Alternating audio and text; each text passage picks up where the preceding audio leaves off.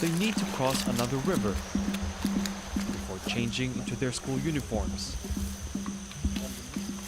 And then they walk some more. And while it's all become part of their daily routine, none of it, they say, has gotten easy. Now, as you can see over there, you just saw a child walking to school in the river just to get his education. Well, that is the reality of Filipino education in the Philippines right now.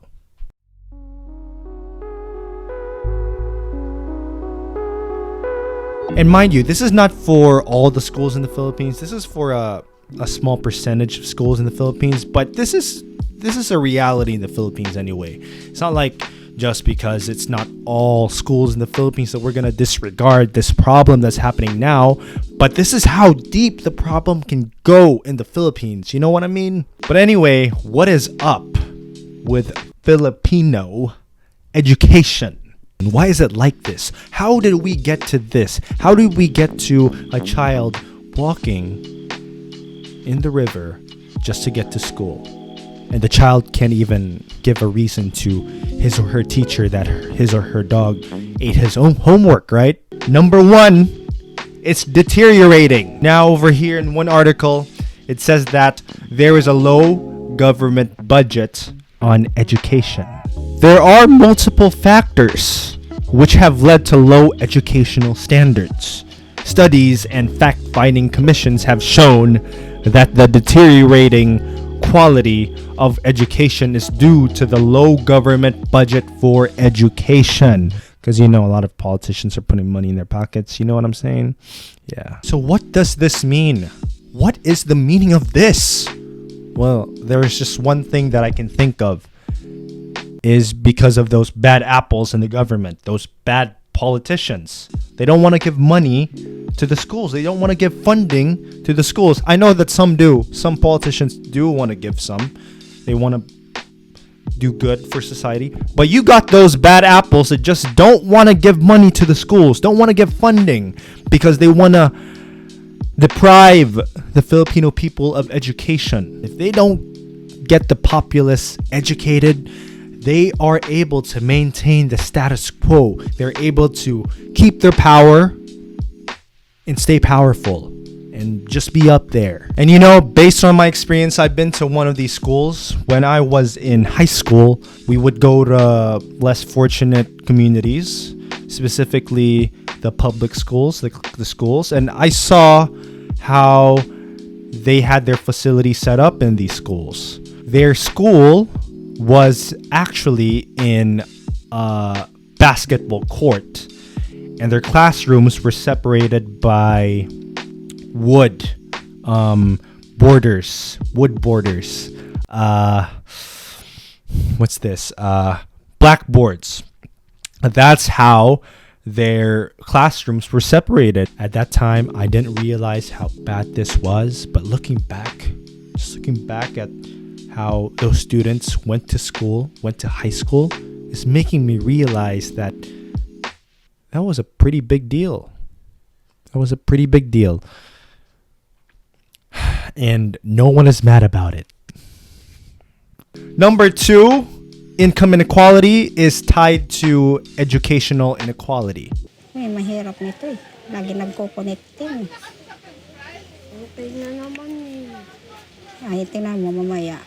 Pag nawawalan ka ng internet, anong nararamdaman mo? Malungkot. Bakit ka nalulungkot? Kasi parang nang hindi ako natututo. Now, as you can see in that video, if you just watch that video, you realize that this kid is not able to go to school because he doesn't have enough money for better internet access. If you're less fortunate, you don't get a lot of good education. You don't get quality education. Now, the middle class in the Philippines, the upper middle class, the ones who have the money, they get good education. They go to private schools. They go to schools that are expensive. And if the school is expensive, obviously they have better education, right? Now, don't get me wrong. I know some Filipinos that came from less fortunate backgrounds, And they were able to lift themselves up. They were able to go to good schools, become scholars.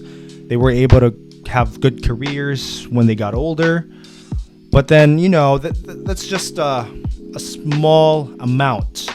Most of the Filipinos I know that don't have the opportunities that usually get education that's not quality education. So in the Philippines, if you're born from a specific class, the possibility of you going to a school that doesn't really provide quality education is higher than someone who is rich, who was born with a silver spoon or was already well off. Then they get to go to a private school, go to an affluent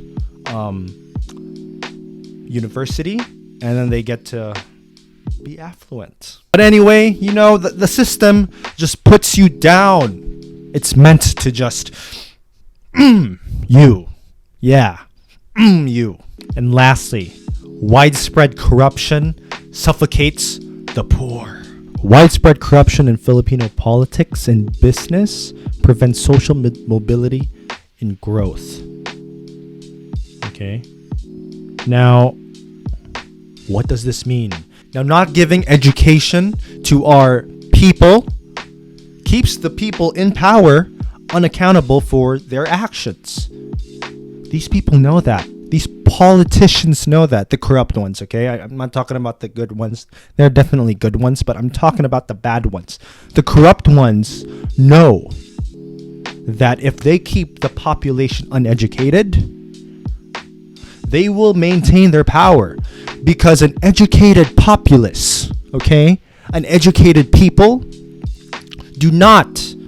they don't vote with their emotions, but they vote for the logic behind those policies. And these Filipino politicians know that once these people get educated, that these people will smell their bullshit. But on the other hand, a lot of the masses already know that Filipino politicians are corrupt. They know that. They're aware.